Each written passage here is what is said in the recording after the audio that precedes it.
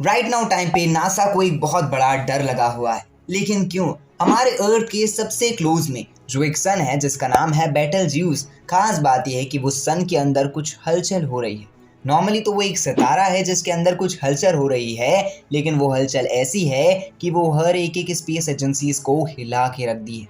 क्योंकि खास बात यह है कि जो इमेज आप लोग की स्क्रीन के सामने दिख रही है, ये वही बेटलज्यूस की इमेज है। और ख़ास बात यह है कि इमेज 2019 और 2020 की है, बट इसमें इतना ज़्यादा डिफरेंस है कि कोई फ़ोटो में तो ये चमचमा रहा है, लेकिन कोई फ़ोटो में डल हो गया है। बट ऐसा क्यों? तो क्या इसकी एज हो चुकी है और ये फटने वाला है, और अपने फटने के साथ साथ हमारी धरती को भी ख़त्म कर देगा? So let's come to the video title, Why did NASA is worried about Betelgeuse? मेरा नाम है Shubham and you are watching Science Bull. 1837 first time हमारे आसमान में एक अलग सा ही सितारा फटता है।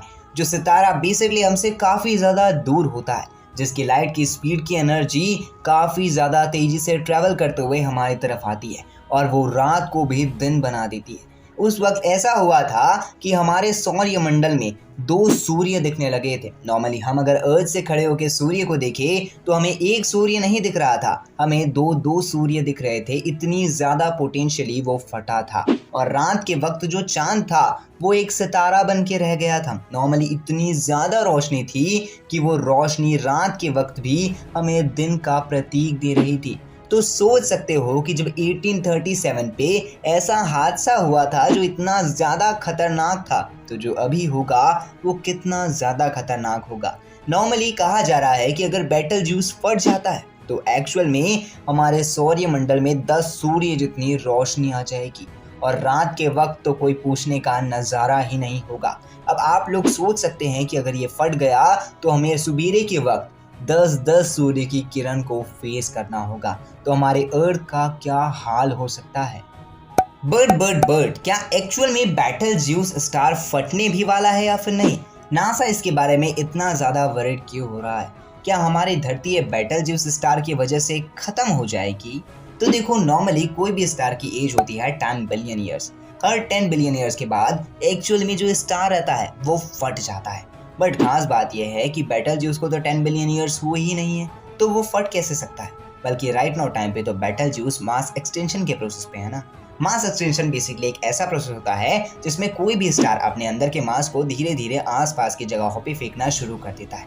बट कितना मास? तो एक्चुअल में 8 ट्रिलियन माउंट एवरेस्ट को अगर आप कैलकुलेट करेंगे तो उसमें जितना मास निकलेगा उतना ही मास एक स्टार एक बार में ये प्रोसेस के थ्रू फेंकता है। बट खास बात यह है कि अगर कोई स्टार टिमटिमा रहा है तो नॉर्मली तो इसका शक यही हुआ कि वो फटने वाला है ना। बट खास बात यह है कि बेटलज्यूस इतनी ज़्यादा तेज़ी से चमक रहा है कि नॉर्मल स्टार के कंपैरिजन पे वो एक्चुअल में 5x फास्टर तरीके से चमक रहा है। कोई भी अगर स्टार है उसे 1-1 बिलियन ईयर्स लग जाते हैं अलग अलग टाइप की जगमगाहट देने के लिए, बट ये तो कुछ सालों में ही कंप्लीट कर ले रहा है। तो क्या इसके पीछे कोई और वजह है? तो देखो, नासा ने इसे ये बताया है कि जब ये मास एक्सटेंशन का काम कर रहा है तो अचानक से इसने अपने ही सामने एक बहुत बड़ा क्लाउड फेंक दिया है, जो क्लाउड बेसिकली हाइड्रोजन गैस से बना है, जिसके कारण इसकी जो रोशनी है वो हम तक पहुंच ही नहीं पा रही है, और हम एक्चुअल में ये चीज़ कैलकुलेट कर ही नहीं पा रहे हैं कि एक्चुअल में ये चमक किस तरीके से रहा है और इसका जो कलर है वो राइट नाउ टाइम पे क्या है, जिसके कारण आज भी हमें यही फील होता है कि एक्चुअल में ये स्टार बहुत जल्द ही फटने वाला है। बट खास बात यह है कि जब ये मास एक्सटेंशन कर चुका है तो जिसके कारण इसके सामने क्लाउड आ चुका है, जिसकी वजह से हम यही नहीं पता लगा पा रहे हैं कि इसका और हमारा डिस्टेंस कितना है।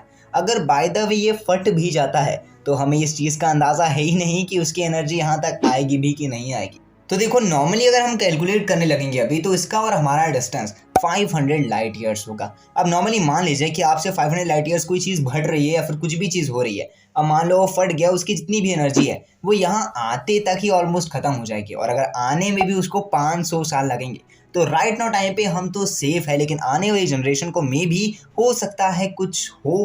बट ये रहेगा कि अगर मान लो कि 500 लाइट ईयर्स के बाद वो एनर्जी आ भी जाती है तो उससे ज़्यादा कुछ नहीं होगा। थोड़ा बहुत टेलीफोन टावर्स या फिर ये सब चीज़ों में प्रॉब्लम आएगी, बट बेसिकली वो सब चीज़ें एक ना एक दिन के बाद सॉर्ट आउट हो जाएगी। लेकिन आपको क्या लगता है इस चीज़ के बारे में, या फिर फिनोमेना घटने भी वाला है या फिर अभी नहीं घटेगा? आप मुझे कमेंट बॉक्स में जरूर बताइएगा। बाकी अगर आपको नॉलेज इन्फॉर्मेशन अच्छी लगी होगी तो वीडियो को लाइक कर देना, चैनल पे नए चैनल को सब्सक्राइब कर देना, बेल आइकन कॉल पे सेट कर देना। मैं मिलता हूँ अगली वीडियो में, तब तक ले जय हिंद, Vande Mataram and thanks for watching this video.